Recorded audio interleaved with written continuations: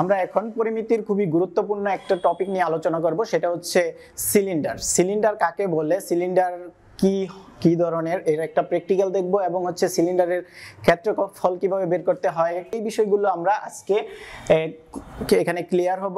So শুরু করা যাক আজকের টপিক। সো এখানে দেখো খুব সুন্দর করে একটা সিলিন্ডারের চিত্র আঁকা হয়েছে। এখানে অনেকে এই চিত্রটা দেখে একটু কনফিউজড হয়ে যেতে পারো যে এটা সিলিন্ডার কিভাবে, বা এটা কিন্তু একটা 2 ডাইমেনশনাল চিত্র। সো সিলিন্ডারকে যদি বুঝতে হয় তাহলে আমাদের 3 ডাইমেনশনাল চিত্রটা যদি আমরা দেখি বাস্তবে তাহলে খুব সুন্দর মনে হবে। তো সিলিন্ডার আসলে বাস্তব জীবনে তোমরা কেউ কি দেখেছো? আমার ধারণা তোমরা প্রত্যেকেই দেখেছো, বা 99% মানুষই দেখেছো। তোমরা যারা হচ্ছে বিভিন্ন ধরনের পাইপ, যে তুমি পাইপটাকে যদি সামনে এবং পিছনে কেটে একটা টুকরো বের করো, অথবা তোমরা যদি তোমাদের যেই খাতা আছে সেই খাতার আয়তক্ষেত্রটাকে যদি তোমরা ফোল্ড করে একটা রাউন্ড শেপ তৈরি করো, তখন সেটা একটা ঘনবস্তুর তৈরি হবে। সেই ঘনবস্তুটাকেই আসলে সিলিন্ডার বলে। তো তোমরা এখন এই আমার কাছে সিলিন্ডারের ব্যাখ্যাটা শুনে অনেকেই কনফিউজড হয়ে যেতে পারো।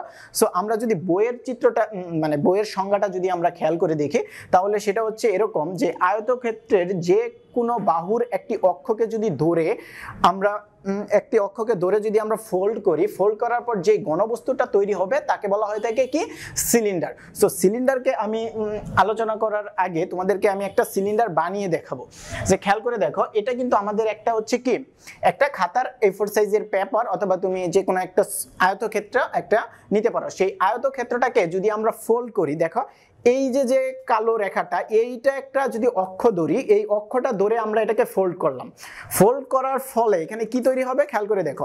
এখানে ফোল্ড করে যদি হয়, দেখো আমাদের কিন্তু একটা অক্ষ ফিক্সড করে রেখেছিলাম, যে এই যে কালো মার্ক করা সেটা হচ্ছে আমাদের অক্ষ। যেই অক্ষকে কেন্দ্র করে আমরা আয়তক্ষেত্রটাকে ফোল্ড করেছি, সেইটা ফোল্ড করার পরে দেখো আমরা কি পেয়েছি।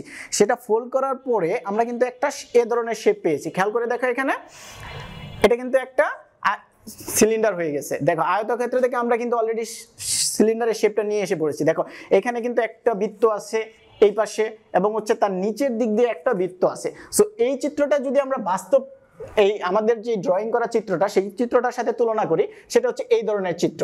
এই যে উপরের যে বৃত্তটা, সেই বৃত্তটা আসলে এটা, উপরের যে বৃত্তটা সেটা হচ্ছে কি এই বৃত্তটা, ঠিক আছে, উপরেরটা অর্থাৎ এই শেপটা, এবং নিচের দিকে যে শেপটা সেটা হচ্ছে এই বৃত্তটা। সো আমরা কিন্তু বলতে পারি যে একটা সিলিন্ডারের উপরের দিকে একটা বৃত্ত এবং নিচের দিকে আরেকটা বৃত্ত আছে, ঠিক আছে। সো এর পরবর্তীতে আমরা খেয়াল করে দেখো, এই সিলিন্ডারকে তুমি যতটুকু কাটবে, অর্থাৎ প্রস্থটা কাটবে, দেখো আমরা যে অক্ষটাকে খেয়াল করে দেখছিলাম, এটা কিন্তু তাকে আমরা ধরতে পারি উচ্চতা বা সিলিন্ডার হাইট কতটুকু। তাহলে আমরা খেয়াল করে দেখি এখানে কি পেলাম, এখানে দুইটা বিষয় পেলাম। এখানে হচ্ছে নিচে একটা বৃত্ত আর উপরে আরেকটা বৃত্ত, অর্থাৎ দুইটা বৃত্ত, এবং হচ্ছে এর কি উচ্চতা, ঠিক আছে। আমরা তাহলে সিলিন্ডারের যে শেপটা, এবং তোমরা এখানে আমি তোমাদের আয়তক্ষেত্র থেকে কিভাবে সিলিন্ডারটা নিয়ে আসলে, এবং সেটা কিন্তু একদম বাস্তবে তুমি যেরকম দেখতে পারছো, এটা কিন্তু তুমি যদি বইয়ের ভাষায় সংজ্ঞাটাও দেখতে যাও একদম সেম।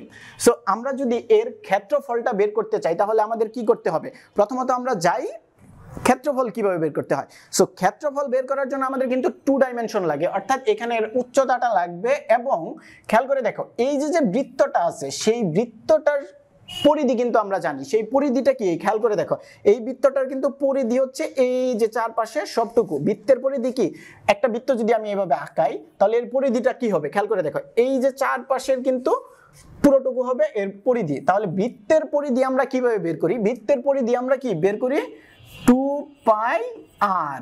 তাহলে দেখো এটা কিন্তু আমাদের বৃত্তের পরিধি, ঠিক আছে। তাহলে এই বৃত্তের পরিধি হচ্ছে এটা, আর আমরা এখানে পেয়েছি কি উচ্চতা। সো এখন যে আমি তোমাদেরকে এটা ফোল্ড করে সিলিন্ডার তৈরি করে দিলাম, এই সিলিন্ডারকে যদি আমি আবার এখান থেকে খুলে ফেলি, খেয়াল করে দেখে এখান থেকে খুলে ফেললে এটা কি হয়ে যাবে, এটা কিন্তু একটা আয়তক্ষেত্র হয়ে যাবে। এবং এই যে আয়তক্ষেত্রটা, সেটার কিন্তু আমাদের অক্ষটা কি ছিল, এটা কিন্তু অক্ষ ছিল, এবং এই উচ্চতাটা কিন্তু এখানে কি এটা কিন্তু হাইট ছিল, ঠিক আছে। হাইট যেহেতু ছিল, খেয়াল করে দেখো তো আমাদের কিন্তু এই যে এটা কিন্তু পুরোটা মিলে কিন্তু একটা বৃত্তের পরিধি তৈরি করেছিল, ঠিক আছে।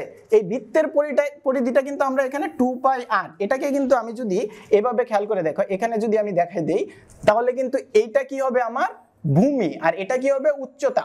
সো এটা একটা আয়তক্ষেত্র যেহেতু, তাহলে এর ক্ষেত্রফলটা কি হবে, এর ক্ষেত্রফলটা হবে ভূমি ইনটু উচ্চতা। অর্থাৎ ভূমিটা কি, ভূমিটা হচ্ছে আমার যে বৃত্তটা আছে সেই বৃত্তের পরিধি এবং উচ্চতা হচ্ছে এইচ। তাহলে আমরা বলতে পারি না যে ব্যালন অথবা সিলিন্ডারের ক্ষেত্রফল equal to 2 pi r into H